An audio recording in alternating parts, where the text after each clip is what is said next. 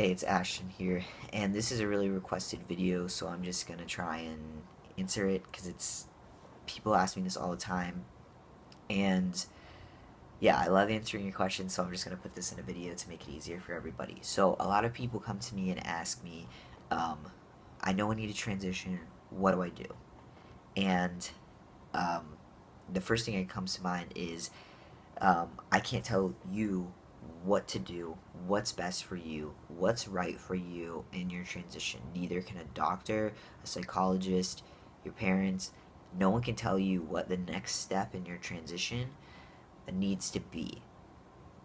Um, that being said, if you know that you want to start medically transition by taking hormones or getting surgery, you first in the United States and like Canada at least and places like that, you at least need to get a typically almost 100% of the time um, for endocrinologists which write the testosterone or hormone therapy, you need to get a letter from a therapist stating that you've been diagnosed with gender dysphoria, previously known as gender identity disorder, and they just need to write that in a letter saying that you're like mentally stable enough to start transitioning and that you know this is something that they need to write that this is going to be the best next step for you to pursue hormone therapy or surgery depending on what you're doing.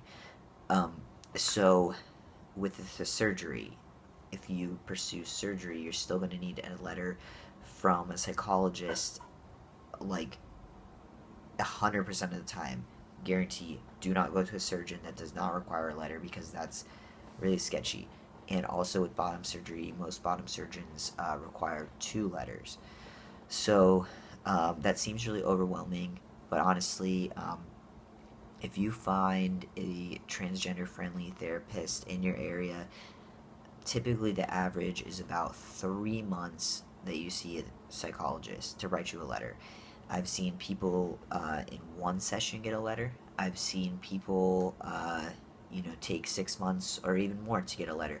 But honestly, when you're still in therapy, um, for almost 6 months to like more than 6 months, and you know that you need to get a letter, and they're still dragging their feet or whatever, and they have not diagnosed you with any other disorders such as like depression or anxiety, and they don't think that there's like, I would question whether that therapist is like best for you, and I would honestly ask them like straight up, I came in here to get a letter.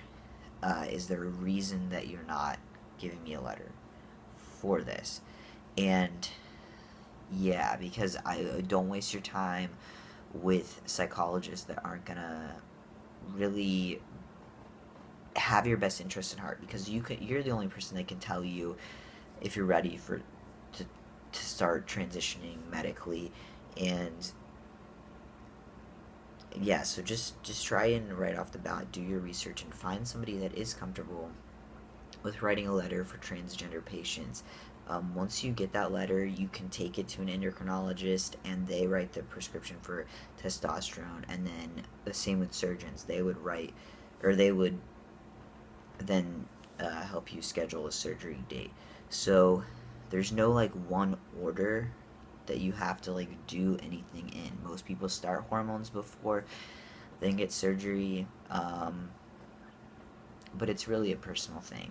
And like I said, uh, find a psychologist, find an endocrinologist, find a surgeon that's really willing to work with you and do what's best for you, because no one else can tell you what the best step for you is. Um, Before you start kind of medically transitioning and things like that, I would, you know, try out getting a chest binder and really seeing if this is like having a flat chest, and getting a packer, which is like a silicone prosthetic, or that makes you look like you have a bulge down there, or just like even put some socks down there and see if you're comfortable with that bulge. You have to really uh,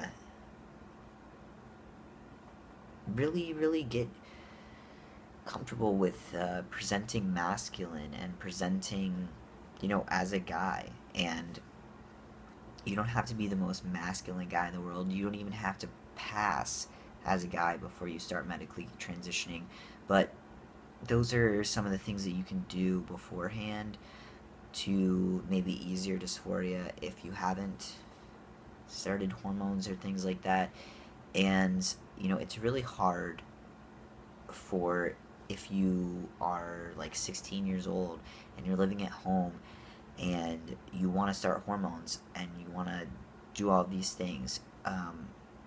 My suggestion is that you do a little research in your area. Like I said, try to find a transgender friendly therapist, possibly that takes your insurance. If you can find one, that's even better.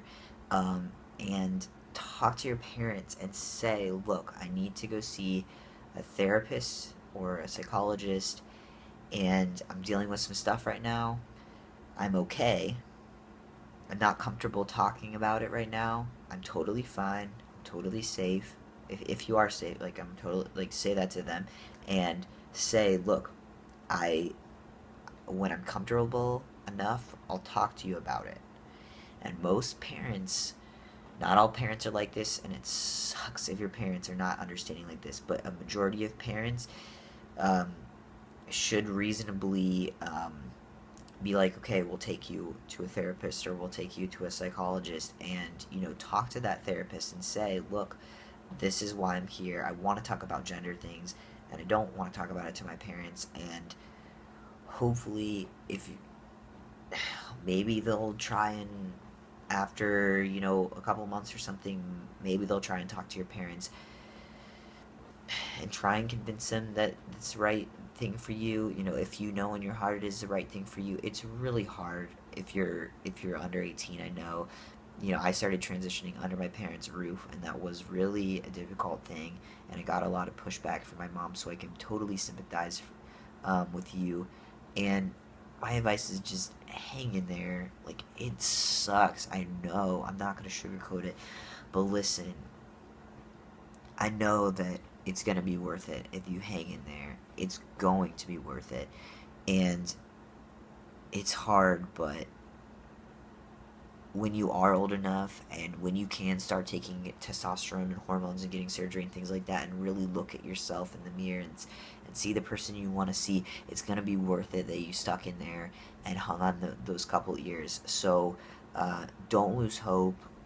Like I said, just if there's any more questions that you have, more specific questions, I'll answer them below.